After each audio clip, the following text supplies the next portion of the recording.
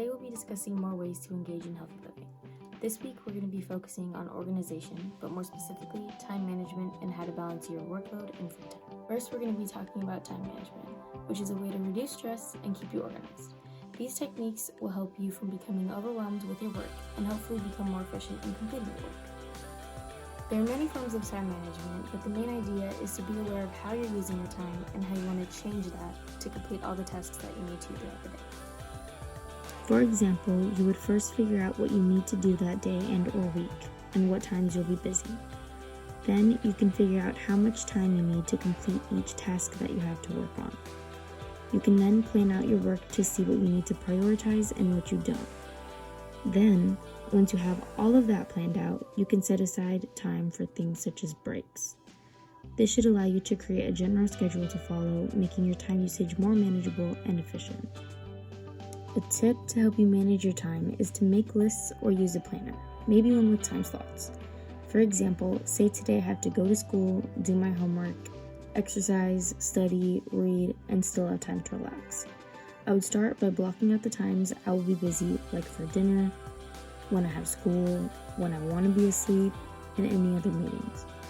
Then, with the remaining time, I divide it into general groups and assign each task to a time. You should focus on balancing your time in two different ways. First, balance out your work time, and second, balance out your leisure time. A good way to start this is by planning out your days and weeks, like we mentioned before. If you find yourself procrastinating because of certain leisure activities like social media, then a good way to fix this is by limiting the time you spend on those activities. For example, you can install an extension on your browser that allows you to limit the amount of time you spend on a particular website.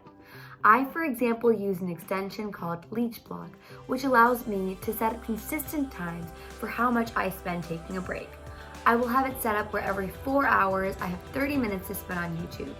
This promotes a healthy taking of breaks every 4 hours, as well as preventing me from losing track of time and procrastinating on purpose or on accident. You can also do a very similar thing with your phone. On Apple devices, you can find a setting called Screen Time, and a very beneficial feature of it is the ability to set limits on apps. For example, you can set a limit where you can only spend 1 hour a day on TikTok. This will further allow you to engage in leisure activities in a healthy manner without devoting your entire day to it. We would also like to go back to the idea of using different accounts as well. It is recommended that you create a personal account and a working account for a wide variety of sites and devices. For example, I have a personal account on YouTube where I can watch videos that I enjoy, but I also have a work account that only has music on it, allowing me to prevent distractions when using YouTube while I am working, since the recommendations will solely be music-based. Thank you so much for watching this week's Healthy Living video. We hope that the tips that we gave you will help you better manage your workload and your stress. Have a great week and see you again next week. Bye!